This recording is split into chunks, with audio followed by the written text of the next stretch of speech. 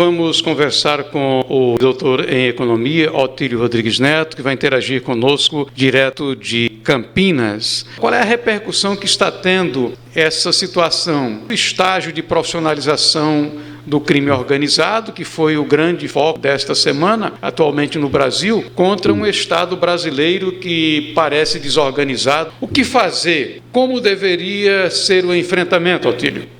Muito bem, Erivan. Eu acho que o que está ocorrendo nesse momento no estado do Rio Grande do Norte é muito preocupante, porque coloca assim em xeque a questão essencial para nós que vivemos numa civilização, que é a questão da segurança. E isso tem que ser enfrentado. Assim, inadmissível como o Estado brasileiro consegue ser vítima, refém de uma organização criminosa. Porque se você olhar hoje com todo o aparato de inteligência que está disponível, a tecnologia, todos os recursos, métodos de acompanhamento, de investigação, e você vê o Estado brasileiro refém, se ajoelhando diante dos bandidos. Isso é estarrecedor. Não se admite esse tipo de coisa. Isso é tipo de coisa, assim, vamos dizer, característico de republiquetas, de paisecos de último mundo, não de um país como o Brasil, que é uma potência de recursos, que tem recursos. O que se pode especular é que existe um interrelacionamento, um entrelaçamento entre essas pessoas do crime organizado e membros do sistema policial, do sistema judiciário, do sistema político, principalmente. Há evidências disso daí. O que eu posso dizer é que isso é, no mínimo, estarrecedor. Não é admissível que, com todo o aparato, todos os recursos hoje disponíveis, a gente possa estar vivendo uma situação como essa, onde a população, você viu o número de atentados que aconteceu, mais de 300 atentados aconteceram no Rio Grande do Norte,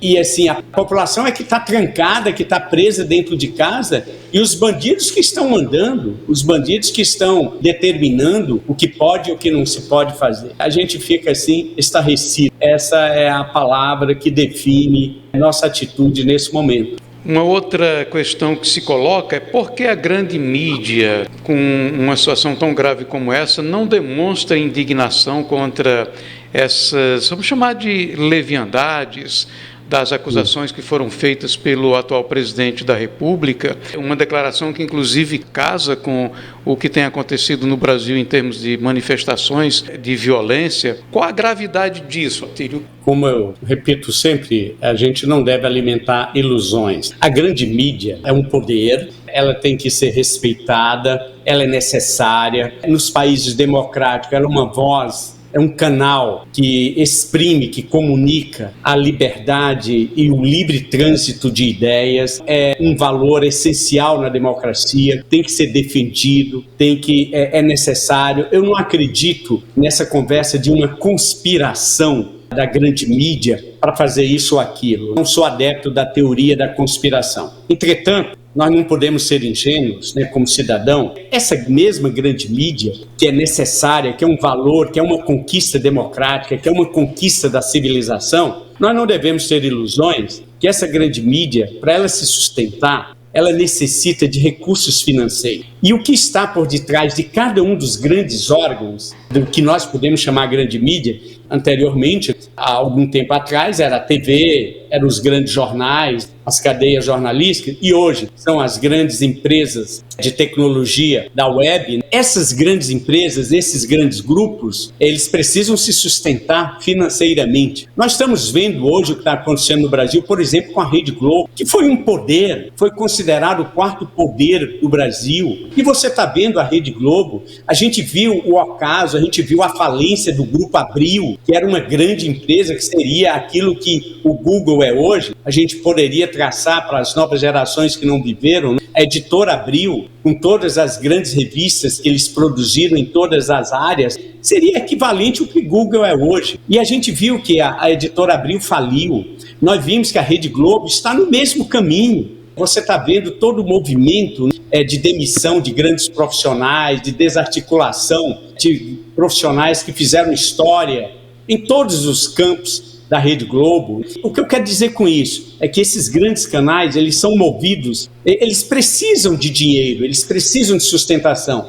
Então, a gente tem que entender E cada grande jornal, cada grande empresa de comunicação, para ela se sustentar, ela é uma empresa capitalista, ela sobrevive através do lucro, ela não vive de sonhos, de ideias, ela precisa da grana.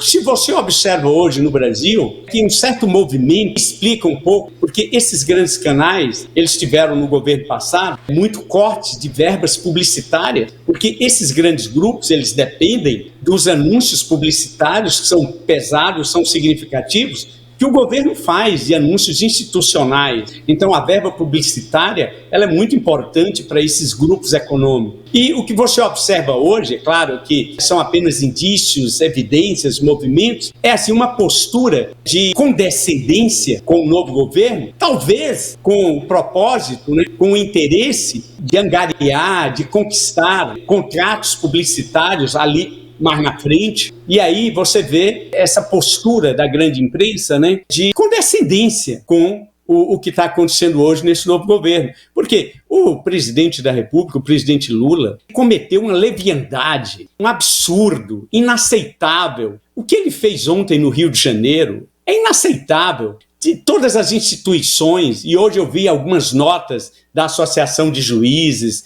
da Associação de Delegados da Polícia Federal, todo mundo amaciando, porque a leviandade, foi vergonhoso a atitude que o presidente fez ontem, o crime que ele cometeu, fazer uma acusação leviana, indecente, inaceitável, contra o próprio governo dele, porque o ministro da Justiça, Flávio Dino, já tinha feito uma manifestação anteriormente falando do papel da Polícia Federal nessa investigação, nessa desarticulação desse plano do crime organizado e do papel que a inteligência da Polícia Federal fez, executou, de desarticular esse plano que estava orquestrado e para atentar contra a integridade física de autoridades da República. E aí Lula vem com uma atitude leviana, indecente, vergonhosa, fazer uma acusação sem provas. E a imprensa acha isso natural, assim, sorrindo. É o jeito dele, é a forma dele ser.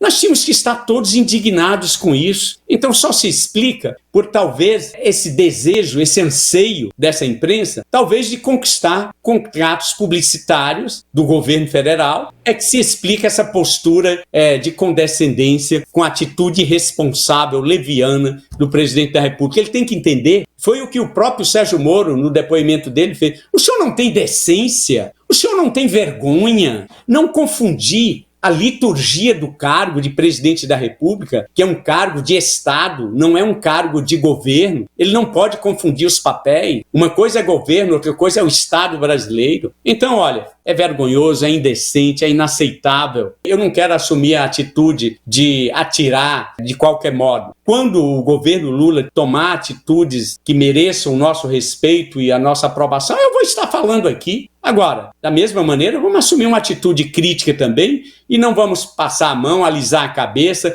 porque as gafes que ele tem cometido ultimamente, essa briga irresponsável com o presidente do Banco Central, ele tem que entender que o Banco Central é uma instituição da República assegurado por lei autonomia e independência. Ele não pode gritar, ele não pode mandar, não é um subordinado dele. Ele não entende isso, parece que o presidente Lula não saiu do palanque ainda, Erivan. Ele continua em campanha. É essa a ideia que transmite.